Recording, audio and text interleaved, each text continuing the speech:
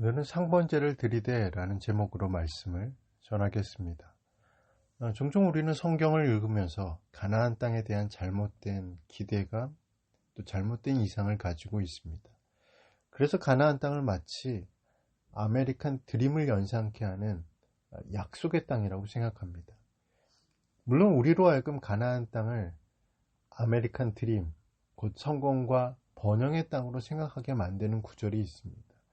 우리가 잘 아는 젖과 꿀이 흐르는 땅이라는 표현입니다. 이 표현은 성경에서 19번에 걸쳐 사용하고 있는데, 여기서 젖과 꿀이 흐르는 땅이란 땅에서 젖과 꿀이 흐른다는 얘기는 아닙니다. 이 구절의 원래 의미는 목축업을 통해서 양과 염소의 젖을 얻을 수 있다는 것을 말합니다. 또한 그 지역에서 재배되는 포도 열매나 종려나무에서 열리는 대추야제가 꿀처럼 높은 당도를 가지고 있다는 의미에서 꿀이라고 표현하고 있습니다. 그런데 우리가 성경을 읽어보면 또 그 지역의 어떤 지역적인 특징을 살펴보면 목축업이 번성하고 있고, 포도나무나 종려나무나 그리고 이스라엘의 특산품인 올리브나무 등이 주로 서식하는 지역은 우리가 생각하는 기름진 땅이 아니고 메마르고 척박한 땅을 가리킨다는 겁니다. 신명기 11장 11절에서도 모세는 이 가나안 땅을 하늘에서 내리는 비를 흡수하는 땅이라고 기록하고 있습니다. 비를 흡수한다는 것은 땅에 물이 고이지 않는다는 것을 말하고, 물이 고여서 흐를 정도의 비가 오지 않는 지역을 말합니다. 물이 고이지 않는 흙을 가지고 있기 때문에 무언가를 뿌리고 심기는 어렵습니다. 또한 물이 고여 흐를 정도의 비가 오지 않기 때문에 무언가를 재배하고 추수하는 건 역시 더 어려운 일입니다. 가나안 땅에 대한 이야기를 조금 더 해보면, 이 가나안 땅에는 가뭄과 기근과 지진이 많이 발생하는 지역입니다.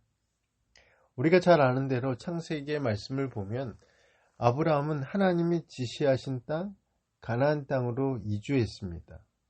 그러나 아브라함은 극심한 가뭄과 기근을 만나자 하나님이 그 땅에 있으라고 말씀하셨음에도 불구하고 가나안 땅에 머물러 있지 않고 애굽 땅으로 점점 이동해 갑니다. 우리는 이 장면에서 아브라함의 믿음이 없다라고 말하기 전에 가나안 땅의 가뭄과 기근이 얼마나 심했는지를 먼저 생각해 볼 수 있습니다. 그 땅의 가뭄과 기근의 절정은 아마도 요셉이 애굽의 총리가 된 시기에 나타났습니다. 그때 야곱은 하나님께 묻습니다. 애굽으로 가는 것이 맞는지, 애굽의 총리로 있는 요셉의 말대로 그곳으로 이주하는 것이 옳은 것인지를 묻고, 하나님이 허락하시자 야곱은 그의 가족들을 데리고 가나안 땅을 떠나서 애굽의 고센 땅으로 이주합니다. 그리고 출애굽하기 이전까지 그 땅에서 살게 됩니다. 그것은 바로 가나안 땅이 성공과 번영의 땅이 아니라는 것을 보여주는 대목입니다. 가나안 땅이 성공과 번영의 땅이 아니라는 증거는 또 있습니다. 요즘 우리나라에서도 지진이 발생하는 횟수가 증가하고 있는 추세인데, 그 당시 가나안 땅은 1년에 260회 정도의 크고 작은 지진이 발생하고 있는 것으로 보고 있습니다.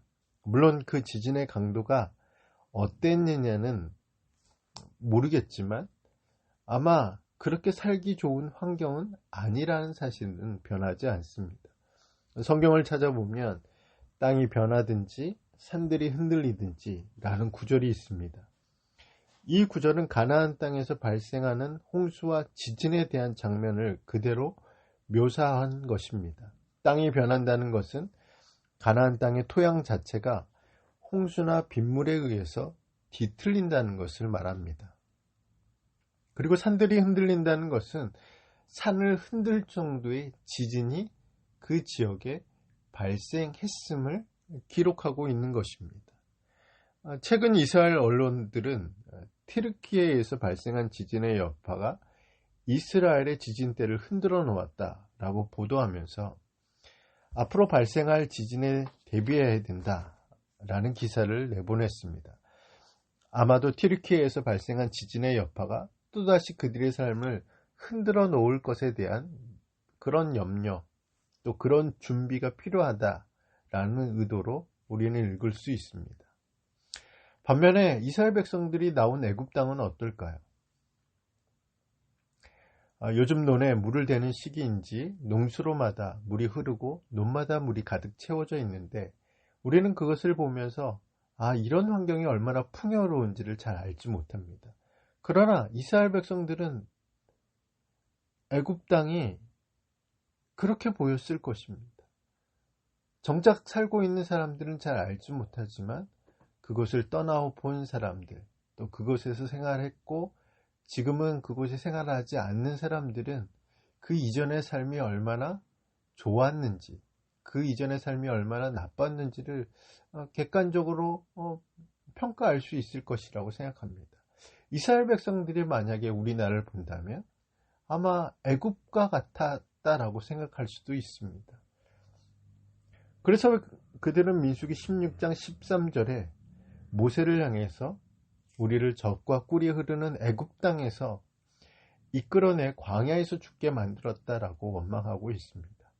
그러니까 이스라엘 백성들이 보기에 애굽 땅은 말 그대로 젖과 꿀이 흐르는 땅입니다. 기름지고 아주 살기 좋은 환경을 바로 그렇게 표현하고 있는 겁니다. 그 이유는 무엇일까요?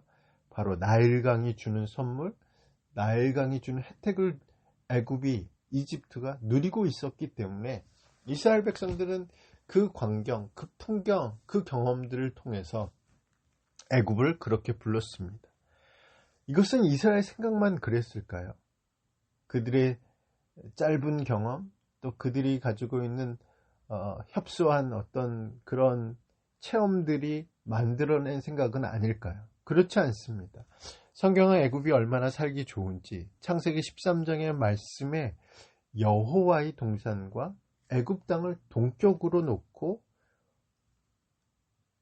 동일하게 좋은 땅이라는 그런 묘사로 기록되어 있습니다. 그런 땅을 이스라엘 백성이 등지고 나왔으니 광야 생활을 하는 동안 얼마나 애굽을 그리워했겠습니까? 얼마나 애굽으로 돌아가고 싶어 했을까요? 우리는 미리 생각해 볼 수 있습니다. 가나안 땅에 대한 한 가지 더 생각해 볼 것이 있습니다. 그 땅이 왜 아메리칸 드림을 연상케 하는 성공과 번영의 땅이 아니냐면 그 땅에 살고 있는 원주민들 때문입니다. 우리는 가나안 땅을 정탐하고 돌아온 정탐꾼들의 보고를 통해서 원주민들의 신장이 이스라엘 백성과 비교할 수 없을 정도로 크다라는 사실들을 알았습니다. 그뿐 아니라 그들은 정규군도 있었고 철로 만든 무기와 전차도 있었습니다. 반면에 이스라엘 백성들은 신장도 작았습니다. 힘도 약했습니다. 정규군도 없습니다. 철로 만든 무기도 없습니다. 전차도 없습니다. 제대로 된 무기조차 가지고 있지 못했습니다. 우리나라로 말하면 이스라엘 백성들의 무기는 낫, 호미, 곡괭이 정도였을 겁니다. 사사기 1장의 말씀을 보면 이스라엘 사람들이 원주민들이 없는 산악지대나 광야가 근접한 지역을 점령했다는 기록이 나와 있는데 그 이유는 바로 신장의 차이, 그리고 그들이 가지고 있는 군대의 어떤 훈련 정도, 또 군사력, 또 그들이 가지고 있는 무기, 전차 등과 맞설 힘이 본인들에게 없다라고 생각하고 그들이 거주하지 않는 지역을 찾다 보니까 산악지대 그리고 광야와의 근접한 지역을 자신들의 기업으로 삼은 겁니다. 바로 하나님이 이런 땅을 이스라엘 백성들에게 약속의 땅으로 주셨습니다. 그래서 이 말씀들, 오늘 함께 제가 미리 말씀드렸던 이 내용들을 종합해 보면 가나안 땅은 약속의 땅은 맞지만 성공과 번영을 의미하는 약속의 땅은 아니라는 사실들을 확인할 수 있습니다. 그 땅은 이스라엘의 성공과 번영을 이룰 만큼 좋은 환경, 조건을 가지고 있지 않습니다. 오히려 그 땅은 생존마저도 불가능한 땅으로 언제든지 변할 수 있습니다. 오히려 그 땅은 거인들과 같은 수많은 위험들을 마주하고 직면해야 하는 그런 상황 가운데 놓여질 수 있습니다. 하나님이 과연 이 상황을 모르시고 그 땅을 이스라엘 백성에게 약속의 땅으로 약속하셨을까요? 우리가 아는 하나님은 모르신 분이 아니십니다. 그렇다면 하나님은 왜 가나안 땅을 그들에게 주시려고 하셨을까요? 왜 그들에게 이 약속의 땅을 주시겠다고 말씀하셨을까요? 만약 하나님께서 이 상황을 아시고 그 땅을 약속의 땅으로 주시겠다고 말씀하셨으면 가나안 땅을 약속으로 주신 이유는 이스라엘의 성공이나 번영이 그 목적이 아니라는 것을 말합니다. 성공과 번영을 완전히 배제하고 약속의 땅을 생각하자라는 것을 의미하는 것이 아니라 그것이 주된 목적이 아니라는 것을 말씀드리는 겁니다. 만약 이스라엘 백성의 성공과 번영이 주된 목적이었다면 하나님은 에덴 동산과 견줄 만한 애굽을 주셨어야 합니다. 10가지 재앙과 홍해의 사건으로 완전히 망한 애굽을 주셔야 그것이 바로 그들에게 약속의 땅이 될 수 있습니다. 그런데 하나님의 애굽이 아니라 메마르고 척박한 땅을 약속의 땅으로 주셨습니다. 하나님은 애굽이 아니라 철기 무기로 완전히 무장한 거인의 땅을 약속의 땅으로 주셨습니다. 왜 그렇게 하셨을까요? 저는 이런 종류의 질문이 오늘 우리에게 있다고 생각합니다. 약속을 하시긴 하셨는데, 약속을 주시긴 하셨는데, 응답을 하시긴 하셨는데, 그 의도를 고민하게 만드는 약속이 있고 응답이 우리에게 있습니다.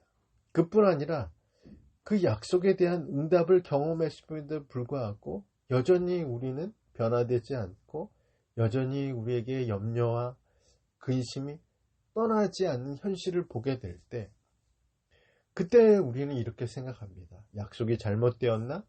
기도가 잘못되었나? 아니면 하나님의 응답이 잘못되었는지에 대해서 생각하게 됩니다. 무엇이 잘못되었을까요? 약속이 잘못된 것은 아닙니다. 우리의 기도도 잘못된 것은 아닙니다. 하나님의 응답도 잘못된 것은 아닙니다. 하나님이 우리에게 주신 모든 약속들이 가나안 땅과 같은 약속이기 때문에 그렇습니다. 즉 그 약속을 주신 목적이 단순히 우리의 평안과 기쁨만을 위해서 주신 것이 아니라 또한 그 약속을 주신 목적이 우리의 성공과 번영만을 위해 주신 것은 아니라는 얘기입니다. 만약 우리가 약속을 붙잡고 기도한 후에 응답을 받았습니다.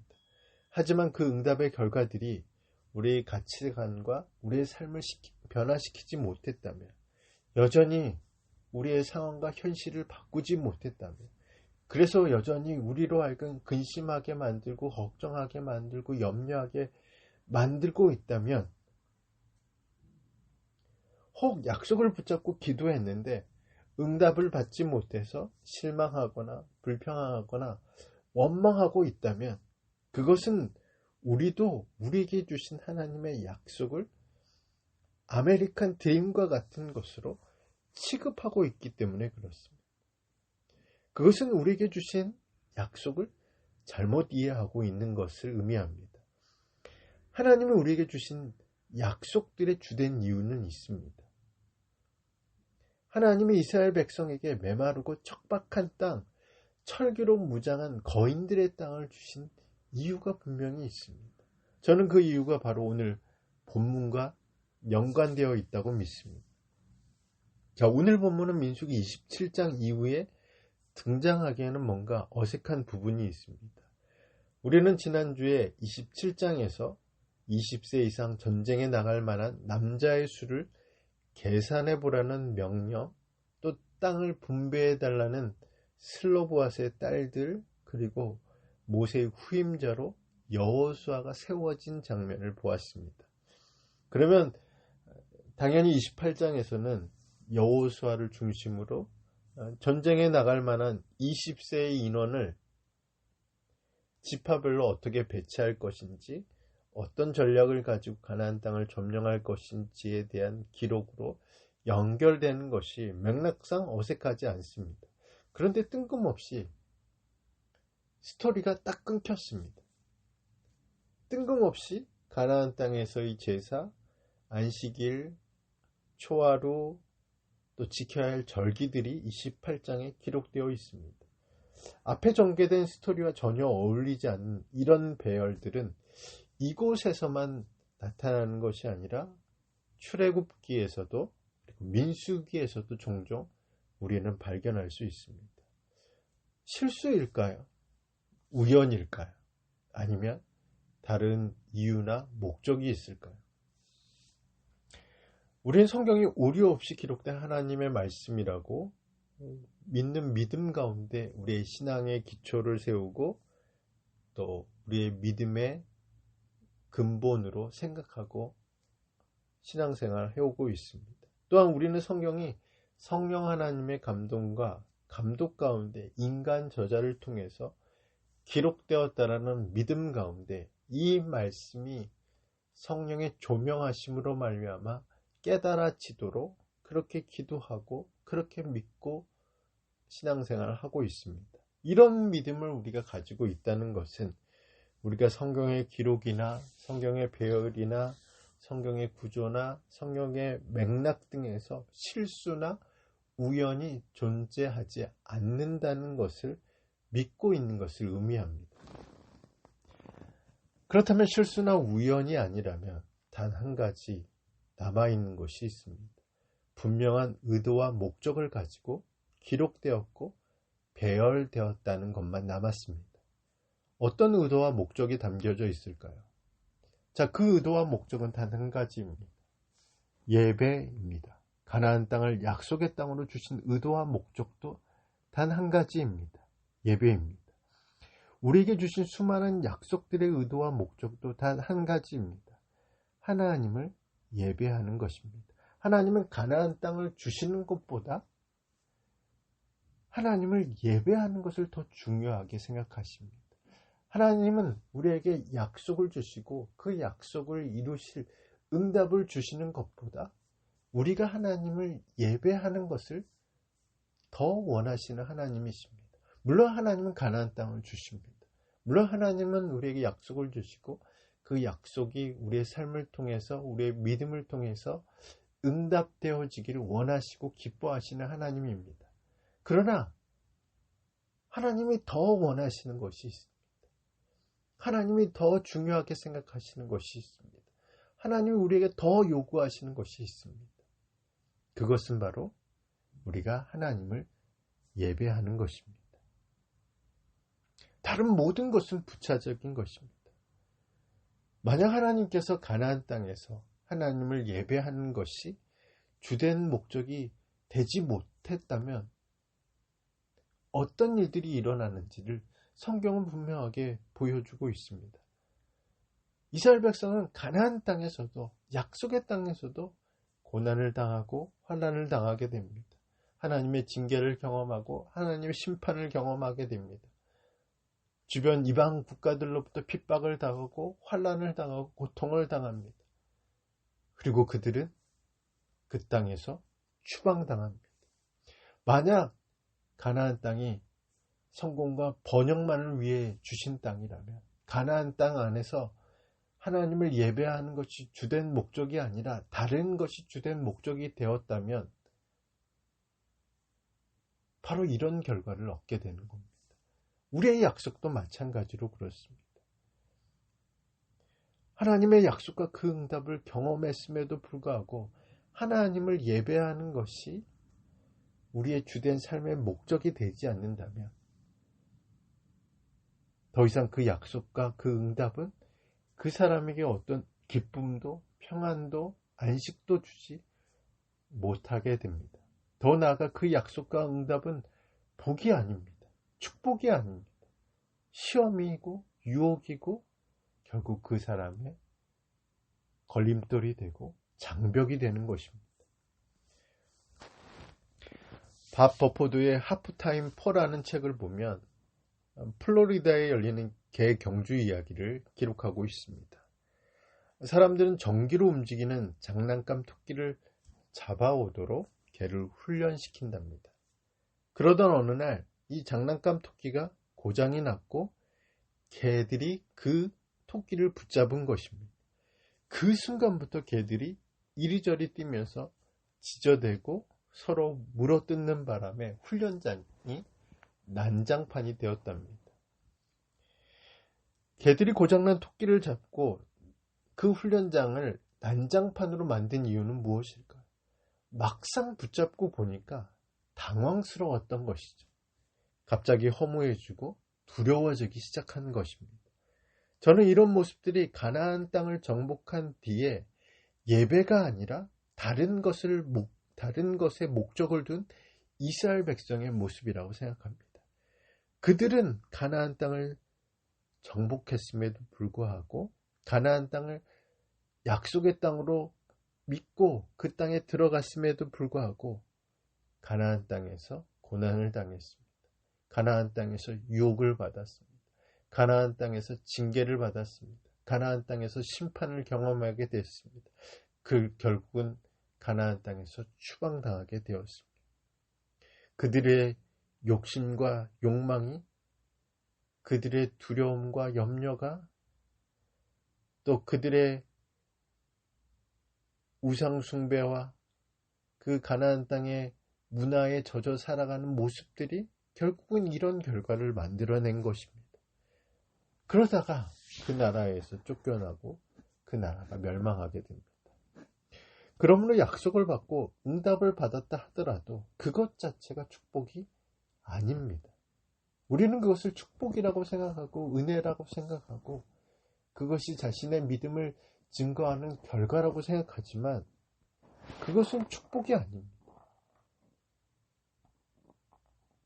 그것은 우리의 믿음을 증거하는 것이 아닙니다.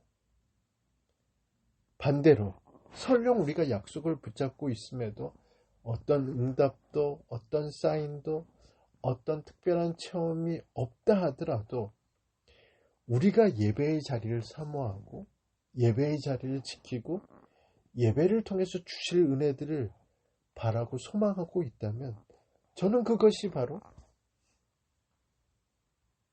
축복이라고 생각합니다.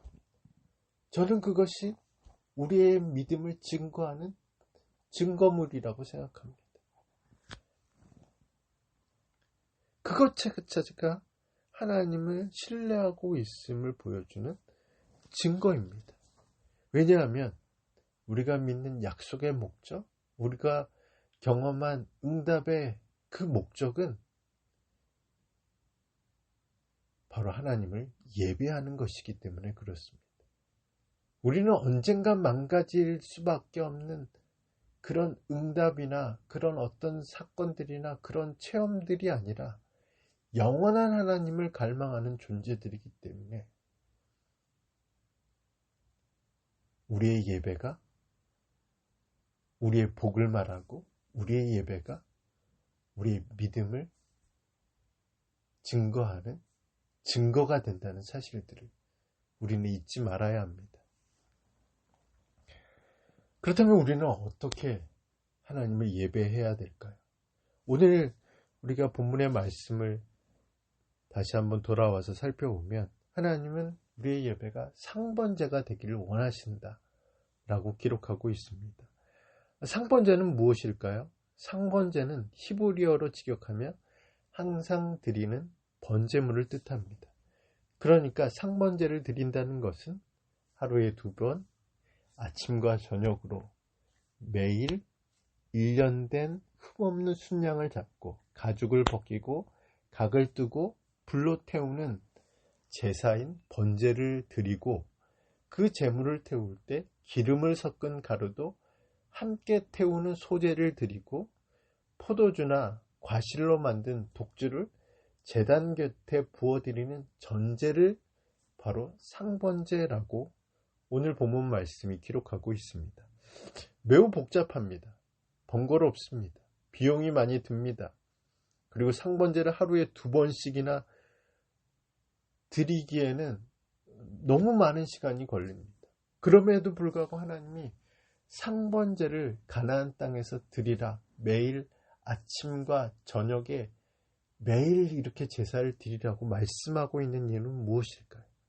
그것은 하나님의 약속이 복이 되기 위해서는, 그리고 그 땅에 하나님이 그 땅을 하나님의 약속의 땅으로 이스라엘 백성들에게 주신 목적을 발견하고 그 목적대로 살아가기 위해서는 번제처럼 자신의 몸을 태워야 하고, 소제처럼 자신의 생명을 드려야 하고, 그리고 전제처럼 자신의 모든 것을 쏟아 부어야 그것이 복이 되고, 그것이 은혜가 되고, 또 그 약속을 주신 하나님의 뜻을 행할 수 있기 때문에 하나님은 상번제를 드림으로 인해서 우리에게 주신 약속이 은혜로, 우리에게 주신 약속이 복으로, 또 우리에게 주신 하나님의 약속이 하나님의 뜻을 행하는 그런 삶으로 살아갈 수 있는 비결이 바로 상번제라고 말씀하고 있습니다. 하나님이 가나안 땅을 약속으로 주신 이유가 바로 이런 이유입니다. 예배를 통해서 하나님의 거룩함을 세상에 보여주고, 이런 예배를 통해서 우상 숭배와 모든 악함으로 더러워진 땅을 거룩하게 만들고, 그래서 하나님의 살아계심을 보여주기 위해서 하나님은 그 땅을 약속의 땅으로 그들에게 주신 것입니다. 하나님의 우리에게 주신 약속도 마찬가지로 그렇습니다. 하나님은 우리에게 주신 약속들을 통해서 우리가 복을 받기를 원하시는 하나님이십니다. 우리가 번영하기를 원하시는 하나님이십니다. 우리가 평안과 기쁨을 누리며 살게 하시기를 원하시는 하나님이십니다. 그러나 그것이 주된 목적은 아닙니다. 그 약속과 그 응답은 하나님을 예배하라고 주신 것입니다. 또한 그 예배를 통해서 변화된 우리의 삶을 세상에 보여줌으로 하나님의 거룩함을 세상에 선포하라고 주신 약속이고 응답입니다. 그런데 예배를 드리면서 우리 몸에 약간의 그을림도 없고, 우리 호흡에 어떤 변화도 없고, 우리가 가진 것을 조금도 내려놓지 않는 예배라면, 이런 예배를 드리고 나서 세상으로 나가고, 이런 예배를 드리고 나서 하나님이 약속으로 주시고 응답으로 주신 것들을 움켜쥐고 있으면 그 모든 것이 은혜가 되겠습니까? 그 모든 것이 축복이 되겠습니까? 그것을 통해서 우리에게 뜻하신 바를 이루시기를 원하시는 하나님의 뜻을 행할 수 있겠습니까? 그것을 통해서 하나님의 거룩함을 보여주고, 하나님의 살아계심을 보여주고, 그것을 통해서 하나님을 찾게 만들길 원하시는 하나님의 그 거룩한 뜻을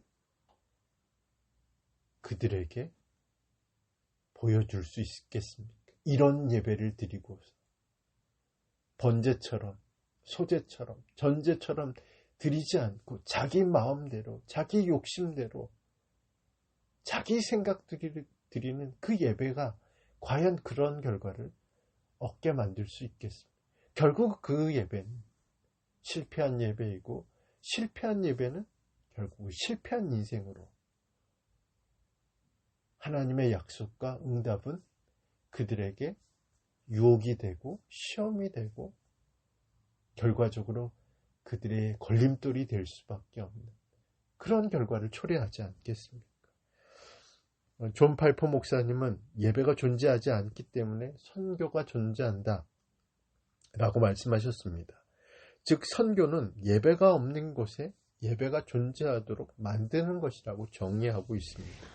하나님이 가나안 땅을 이스라엘 백성에게 주신 이유, 하나님이 우리에게 약속을 주시고 응답하시고 은혜를 주신 이유도 동일하지 않겠습니까?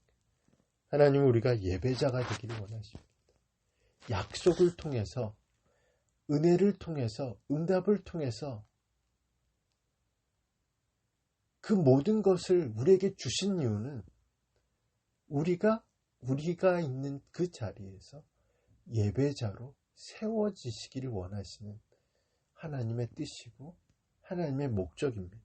하나님은 그 예배를 통해서, 그리고 그 예배자를 통해서 하나님의 거룩함을 보여주시기를 원하시고, 예배하지 않는 곳에서 사람들이 하나님을 예배할 수 있도록 만들기 위해서 우리에게 약속을 주셨음을, 우리에게 은혜를 주셨음을, 우리에게 응답하셨음을, 우리에게 복과 또 우리에게 수많은 것들을 주셨음을 우리가 기억하고 상번제를 드림으로 하나님을 예배하라고 말씀하셨던 그 말씀을 기억하면서 나를 불태우고 나의 모든 것을 드리고 나의 모든 것을 하나님 앞에 쏟아붓는 예배자로 한 주간을 살아가는 저와 여러분이 되시기를 예수님의 이름으로 축복합니다.